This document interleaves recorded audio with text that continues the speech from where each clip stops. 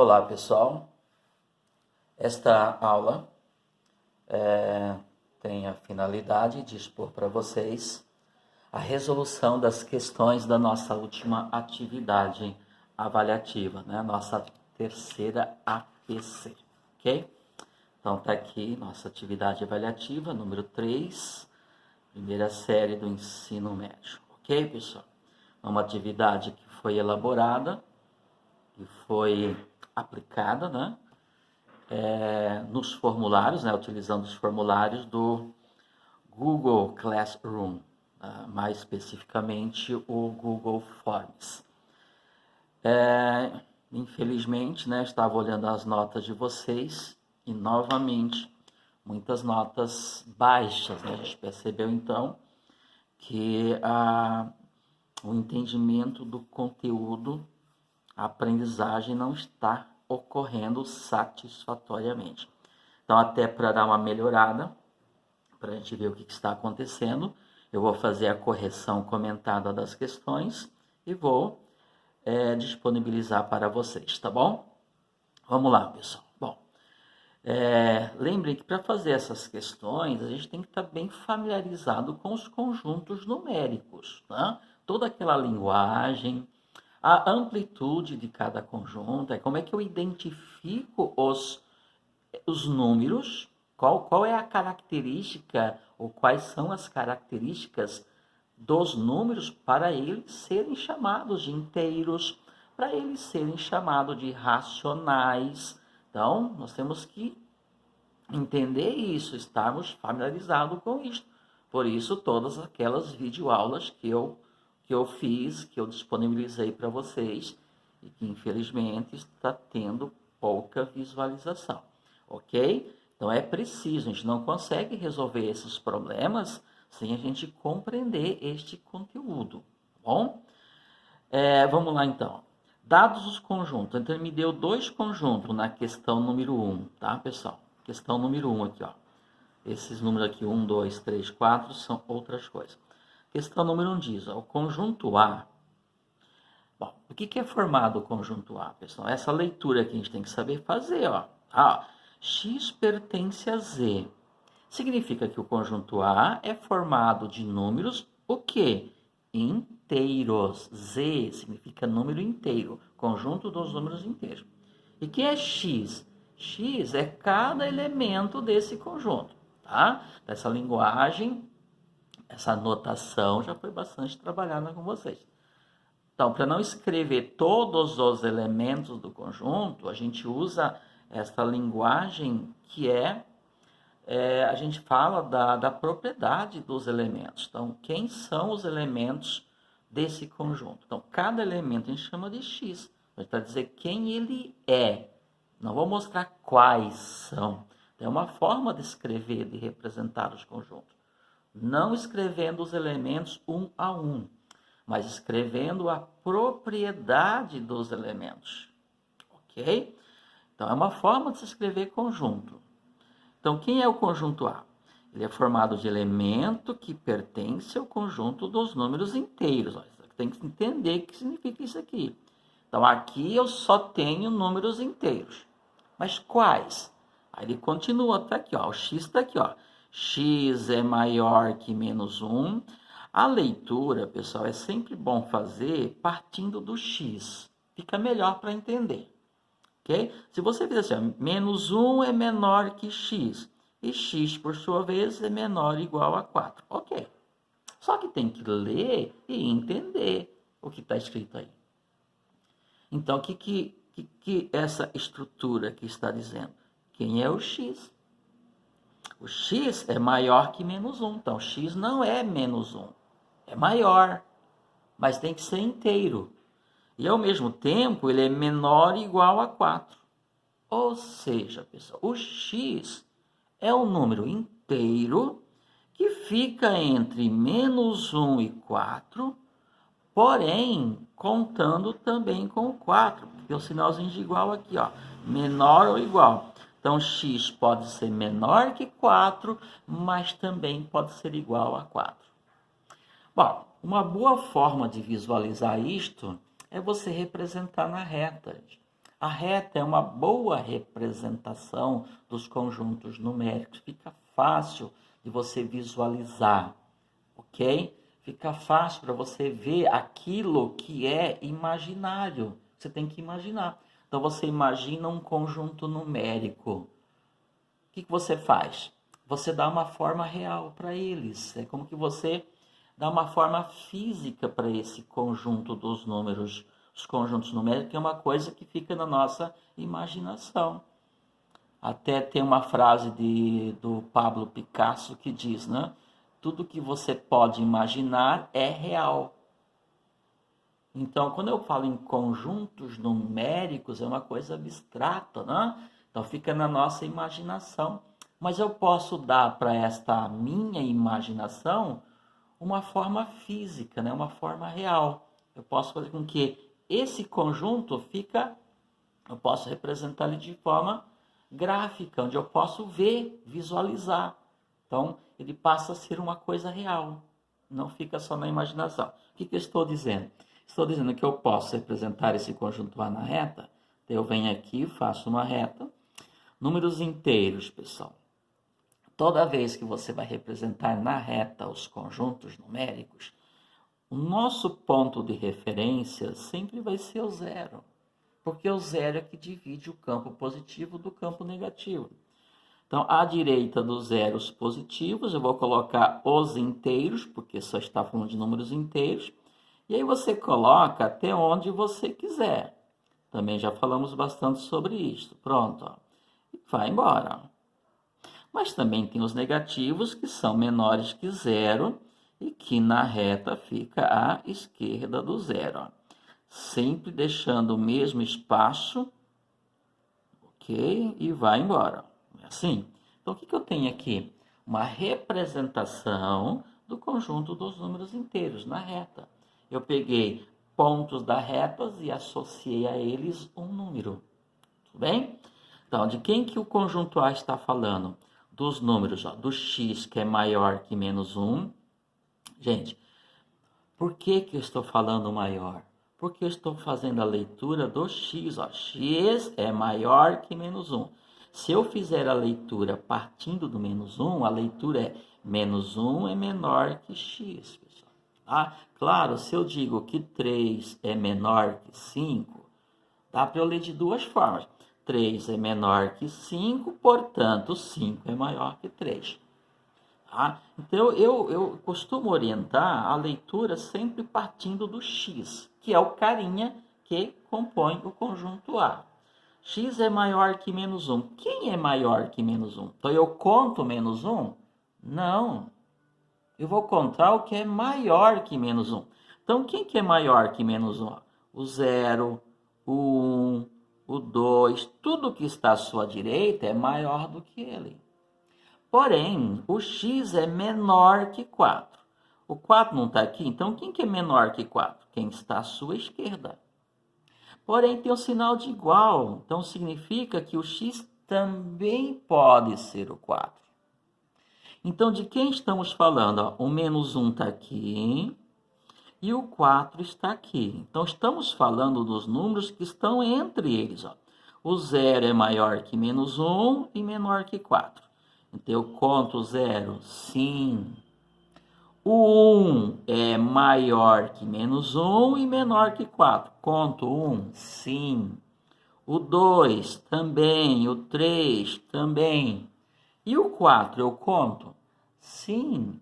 Senhor, mas o 4 não é menor que 4. Sim, o 4 é igual a 4. Por isso o sinal de igual aqui, ó. Então, x é igual a 4. Eu pego todo x que é menor que 4 e todo x que é igual a 4. Só tem um que é igual a 4. Então, quem são os elementos do conjunto A? Esses que eu marquei aqui. Por que eu não pego 5? O 5 é maior que menos 1? É, mas não é menor que 4. Pessoal. Olha que tranquilo que é isso aqui. Então, o meu conjunto A, na verdade, por serem poucos elementos, então dá para eu listá-los. Dá para escrever um a um. Então, quem está no conjunto A?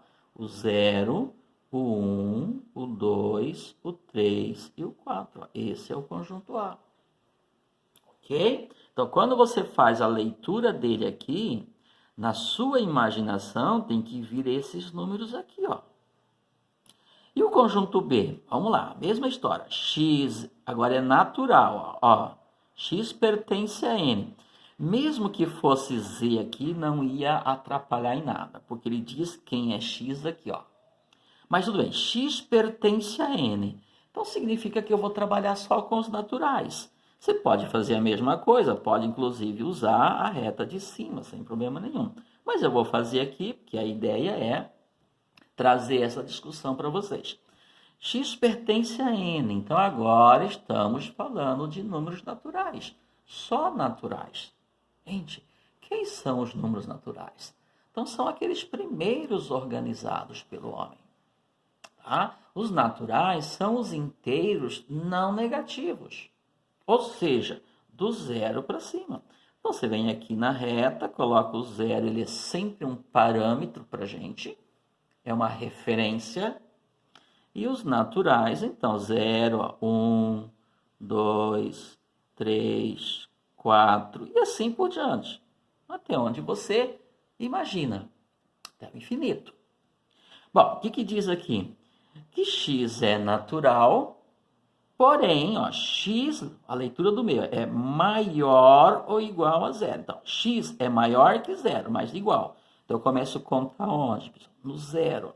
Então, quem que vai no meu conjunto? O zero. Porém, x é menor que 2. Quem que é menor que 2? O 1. O 2 vai? Não, pessoal. Porque está dizendo que o x, que é o elemento do conjunto, tem de ser menor que 2. Então, quem é o x? Maior que 0 ou igual e menor que 2. Quais são os números naturais que têm esta propriedade? Quais são os números naturais que são maiores ou iguais a 0 e menor que 2? 0 e 1. Então, quem que vai no meu conjunto? 0 e 1. Tudo bem? Então, esse é o meu conjunto B. 0 e 1. Por serem só números inteiros, pessoal, isso é uma outra coisa que temos que trabalhar bastante. Por serem só números inteiros, eu consigo escrever eles. Eu consigo numerá-los. Tudo bem? Bom, então uma vez, tendo o conjunto A bem visível, tendo o conjunto B também, seus elementos bem claros, certo? Listados aí. Agora, o que eu vou fazer? A interseção do A com B. Esse símbolo aqui é o símbolo da interseção, gente. Okay? O que é fazer interseção? É procurar os elementos que são comuns aos dois. Elementos que pertencem aos dois conjuntos ao mesmo tempo. Elementos que têm as mesmas, ou a mesma propriedade. Então, vamos lá? Então, a interseção de A com B, eu vou lá no conjunto A, vou lá no conjunto B e vejo o que eles têm em comum. Quem que pertence a A e pertence a B ao mesmo tempo? 0, está aqui, está aqui. Então, 0 está na interseção. E o 1 está aqui, está aqui. O 1 está na interseção. Acabou. Claro, não tem mais elementos comuns, porque o conjunto B só tem o 0 e o 1. Tudo bem, pessoal? Lembrando aqui, daria para explorar mais coisa. Os elementos do conjunto B também não são elementos do conjunto A. Então, posso dizer que o conjunto B é um subconjunto do A. O conjunto B está contido no A. E quando o conjunto B está contido no A, a interseção dos dois vai ser o próprio conjunto B. Portanto, a interseção deu o próprio conjunto B. Está aqui, pessoal, a resposta 0 e 1. Olha que tranquilo que é o problema, tá? Então, gente, vamos nos envolver, vamos estudar, vamos ficar atento na linguagem. O que significa? Porque a gente usa muito a linguagem simbólica, né? Na matemática tem a linguagem própria e a gente tem que se apropriar dela. Tudo bem, pessoal? Aqui ele colocou marcar apenas uma oval. Oval, pessoal, é uma figura que tem a forma de ovo, né? Então ele colocou aqui, ó, ao invés de colocar aqui um quadrilátero, que às vezes é normal, ou colocar parênteses para você colocar o X, ele colocou aqui a forma oval. É o que saiu na impressão, tá? Então, qual é a resposta correta? essa daqui. Olha que questão tranquila. Vamos lá? Questão número 2, pessoal. Olha que interessante isso aqui, ó. Quantos números inteiros existem entre os números? Menos 4 décimos. Então, eu escrevi a fração assim, porque aqui nesse formulário é complicado escrever da forma que nós estamos acostumados, né? Numerador e denominador, ou seja, um carinha em cima, outro carinha embaixo. Então, ficou aqui na sequência. Até coloquei o que significa isso, ó, menos 4 décimos, ok? E 3,4444, que é uma dízima periódica. A pergunta é, quantos números inteiros existem entre esses dois? Tá? Então, a melhor coisa para eu responder... a maioria tem dificuldade para entender isso aí, tá? Então, a melhor coisa para eu resolver esse problema é colocar esses números na reta numerada. Como? Então, vamos lá. Faz a reta. Fica mais fácil para visualizar, pessoal. É aquilo que eu falei para vocês. Vou repetir de novo a frase do Picasso. Tudo que você pode imaginar é real. Então, você pega alguma coisa que você imagina e desenha, faz uma figura para você ver, você enxergar. Ok? Então, você tirou da sua imaginação e colocou no papel. Pronto. Vamos lá, então. Então, fiz a reta. Qual que é o nosso ponto de referência quando a gente desenha a reta? O zero. Aqui tem um pontinho, mas não é. Não parece ser um ponto. Deixa eu apagar isso aqui. Ok? Então, qual é a nossa referência, pessoal? Sempre o zero, tá? Mesmo que você não vá utilizar, tá? Então, eu vou colocar o zero aqui. E aí, outras referências são os números inteiros, porque é fácil de você colocar número inteiro na reta. Se o zero está aqui, você vem aqui e coloca o 1. A mesma distância, coloca o 2. A mesma distância, coloca o 3. A mesma distância, coloca o 4. E assim por diante. Ok? Tá? Não vou colocar os números negativos, que nós... vamos sim, tá aqui, precisa. Então, a mesma distância à esquerda do zero, o menos 1. A mesma distância, o menos 2. Pronto. Se você quiser colocar reticência aqui, pronto. Vamos lá. Bom, primeiro, eu quero os que ficam entre esses dois. Deixa eu colocar aqui, ó, menos 4 décimos, pessoal. Menos 4 décimos. O que eu recomendo para vocês? Quando o número vem em forma de fração, lembra que eu falei bastante sobre isso? Quem assistiu às videoaulas? Quando ele vem escrito na forma de fração, eu escrevo na forma de fração para mostrar que ele é um número racional. Então, esse cara é um número racional. Para eu saber onde ele fica na reta, ou para eu pelo menos achar um ponto que aproxima ele, a melhor forma é escrever ele na forma decimal. O que é na forma decimal? O número com vírgula. Porque no número com vírgula você consegue ver a parte inteira e a parte decimal. Então, o que é 4 décimos? Se você pegar 4 e dividir por 10, vai dar 0,4. Mas é negativo, então fica menos 0,4, pessoal. 4 décimos. É a forma decimal do número 4 décimos, tanto é que a leitura é a mesma. Então, onde é que está o menos 0,4? É negativo, pessoal. Se é negativo, é porque está à esquerda do zero. Mas chega a ser 1 negativo? Não, a parte inteira é zero. Então, não chegou no menos 1. Está antes. Então, onde está esse número aqui? Entre 0 e menos 1. Se fosse um 5 no lugar do 4, seria meio. Seria 5 décimos. Onde que ficaria meio negativo? Aqui. Fica exatamente no ponto médio, né, do 0 e do menos 1. Aqui. Como é 0,4, então não chegou a ser menos meio. Então, um pouquinho antes, pessoal. Então, aqui, ó, não precisa ser um lugar exato. Você não vai conseguir isso, tá? É só para representar, para ficar fácil a interpretação, a leitura. Então, nesse ponto aqui, então, mais ou menos aqui, é que fica menos 0,4.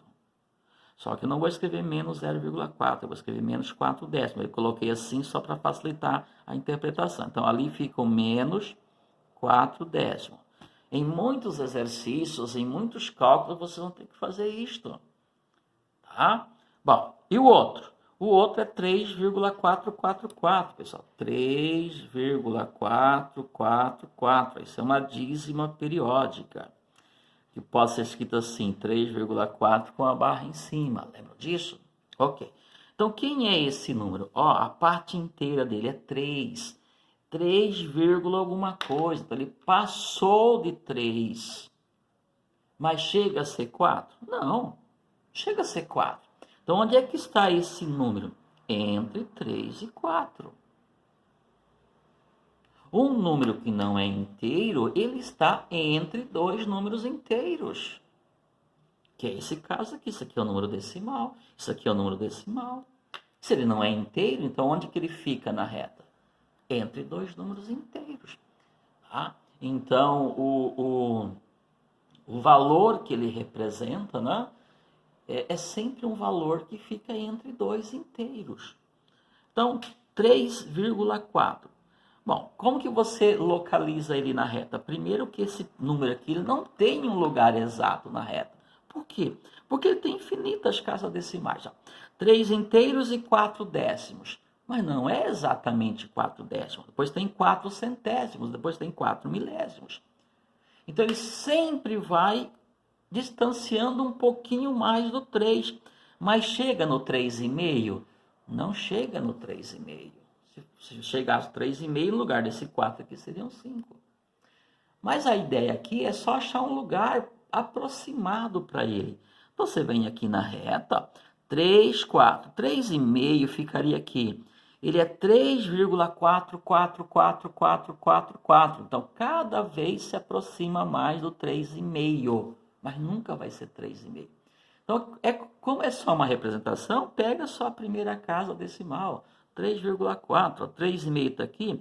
3,4 está um pouquinho antes. Então, mais ou menos aqui, vai ficar o meu número 3,444, como está aqui no enunciado da questão. Pronto. Localizei eles, né? Coloquei eles na reta. Agora dá para eu responder a pergunta fácil, pessoal. Quantos números inteiros existem entre esses dois carinhas? Um carinha está aqui, outro carinha está aqui. Quem são os inteiros? Por isso é bom colocar na reta os inteiros. Quem que está entre eles? O 0, o 1, o 2 e o 3. São os inteiros que estão ali entre eles. O 4? Não, o 4 não está nesse espaço, nesse intervalo. O 4 é maior que 3,44. Então, quantos são, pessoal? A pergunta é quantos? Quantos são? 4. 1, 2, 3, 4. Então, são 4 números inteiros. Tá bom? Pronto, pessoal. Esta era a questão. Então, basta vir aqui e anotar 4 números inteiros. Tá, pessoal? Então, esta é uma das formas de você interpretar, ok? Então, se você não assiste os vídeos, não pega os slides, não pega o livro, não pesquisa, não se envolve, óbvio que você não vai conseguir entender.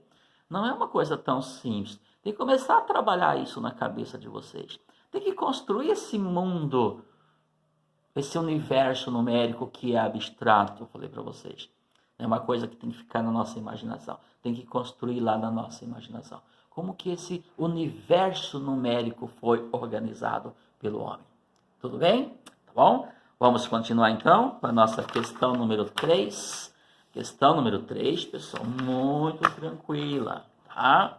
Mesmo assim, teve gente que errou, tá? Bom, 3. A fração geratriz do número racional. O que é fração geratriz? É a fração que gerou essa dízima. A gente sabe que toda dízima periódica pode ser escrito na forma de fração, ou seja, tem uma forma fracionária, ou seja, tem um numerador e um denominador. E aí, até pelas circunstâncias, eu mostrei uma forma prática de você encontrar essa fração, ou como é que eu represento a dízima em forma de fração. Primeiramente, você tem que reconhecer, né, o período da dízima. O que é período?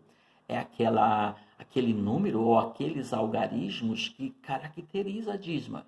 A gente chama aquele que repete, né, infinitas vezes. Então tem aqui, ó, 0,3535. Ó. Você perceber, aí ele coloca reticências, até porque se não tivesse reticências, eu não posso considerar que ele tem infinitas casas decimais nessa representação, não, ok? Então percebe-se facilmente que existe o período, que é o 35, tá? Então, para facilitar, a gente escreve esse número assim, 35, e coloca a barra em cima do 35, que é o período. Aí não precisa escrever assim, tudo bem? Como é que escreve a fração desse número aqui? Basta você pegar a fração, coloca no numerador o período, que é 35, ok? Nesse caso. E no denominador, você coloca um número formado por 9. E quantos noves você vai ter nesse número? A quantidade de algarismo do numerador, do período.